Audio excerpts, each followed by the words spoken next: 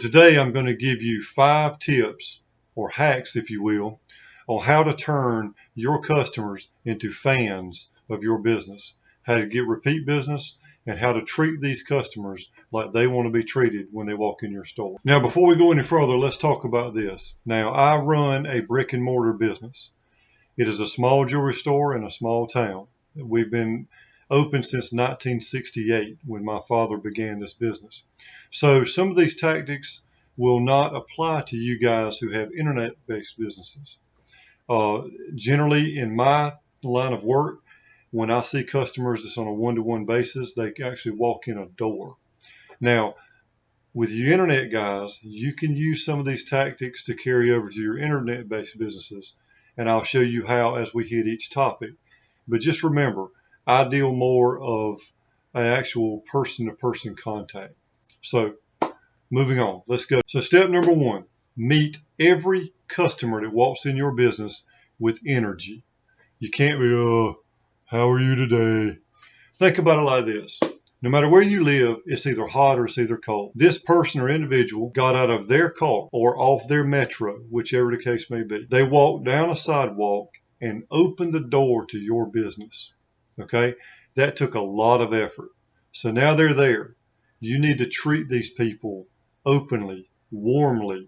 You need to act like you want them to be there. So remember, treat every person with energy. Step number 1. Be excited to see them. After all, they walked into your business off of a hot street or off of a cold street. They are there for a reason. They didn't go through all that effort to look. They're there to buy something from you. Another thing I would say is maybe have some light refreshments inside your business. Here at our jewelry store, we have sometimes, depending on the season, we have suckers for the kids. We have cookies.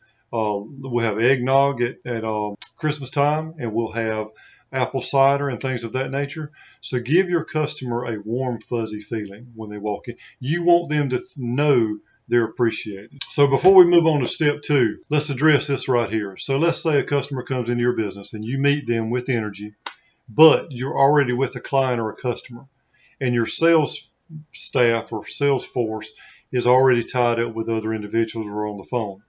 You could simply tell that customer, we can't wait to help you with your needs. Would you give us just a minute until someone is available? See what I just did there? You treated that customer with respect. You acknowledged them, and they know that you are ready and willing to help them. Step 2, don't cut corners. The customer came in, you greeted them warmly with energy. Let's say you're not tied up with another client or customer and you can devote all your attention to this person. Devote all of your attention to this person. Be present in the moment. Open-ended questions are the way you want to go.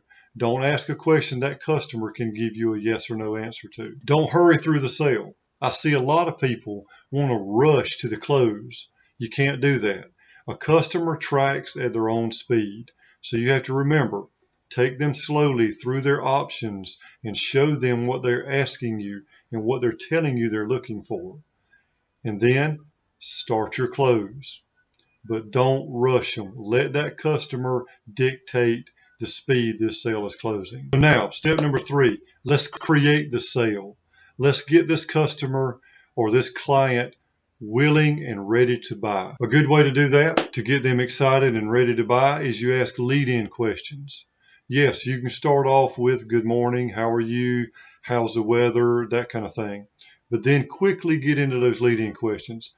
A good example of this is during the Christmas season. I have my girls ask the customer, so who is next on your list? Okay, is it Aunt Betty? Is it Cousin Joe? Whoever it might be. Get that customer as quickly as you can thinking about that product or that gift they want to buy. So who's next on your list? That reduces all of the barriers, and it changes that customer's attitude to you trying to give them a sales pitch to you wanting to help them find the right gift for Cousin Eddie. So step number 1, you've greeted your customer. Step number 2, you didn't cut any corners. Step number 3, you've created a sale asking those open-ended questions and lead-in lines. So step number 4, don't drag your feet through this sale. This customer came in, they're not looking. You look on the internet.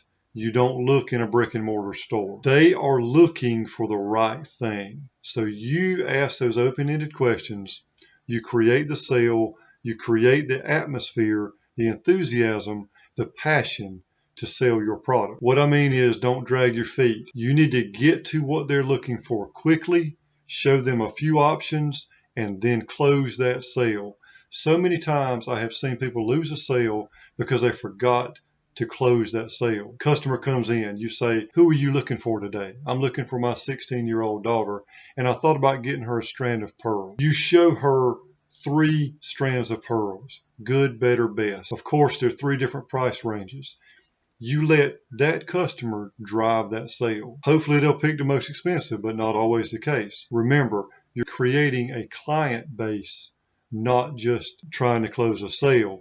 You want repeat business. So it may not always be the close of the big sale. So show that customer what they ask for, several options, limited to 3, and then begin closing it. And what I mean by closing it, may I wrap it for you? Will this be cash, check, or credit card? Would you like a bag with it? Those types of things. That is called closing the sale. That's asking for the sale. Now, as a bonus, I will say this. As we're creating the sale, as we are not dragging our feet through the sale, this would be maybe step 4A. So 4A would be, do not forget to get all of the information you can about this customer.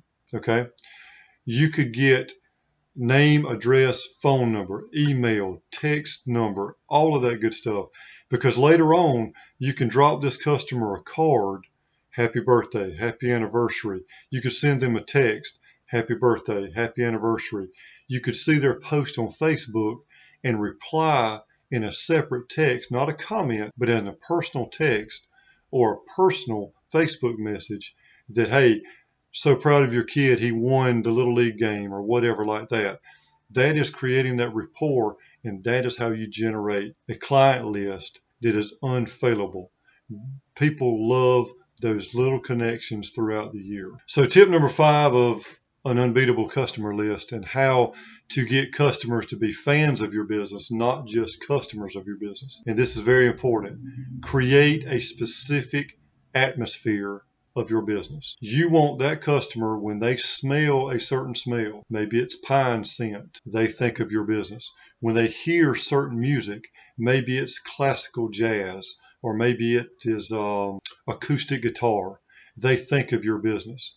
When they hear a certain song, or if they hear a certain catchphrase, they think of your business. To see a certain paint color, they think of you. All of this is your branding of your business. And it creates a family of information inside the customer's brain that will bring them back many, many times over. So you want to create an atmosphere. Think of Christmas time, when you may have in your store or in your office a Christmas tree or packages or eggnog or the smell of Christmas. Those types of things create an atmosphere of homey, of the feeling of connectivity with you and your company. So again, your 5 lists, your 5 hacks of an unbeatable customer base. Greet everyone with enthusiasm and energy. Don't cut corners. Don't drag your feet through the sale. Create the sale. Build the anticipation. Build the camaraderie between you and that customer. Create an atmosphere in your business that customers will relate to and believe in. And that's your 5 things.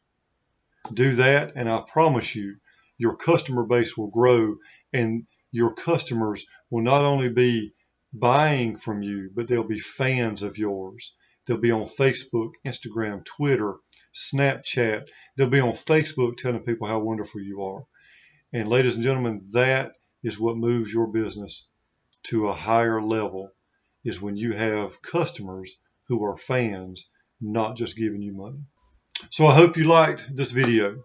The 5 steps or hacks to an unbeatable customer base, making customers into fans of your business. I have been your host, Jason Hulon.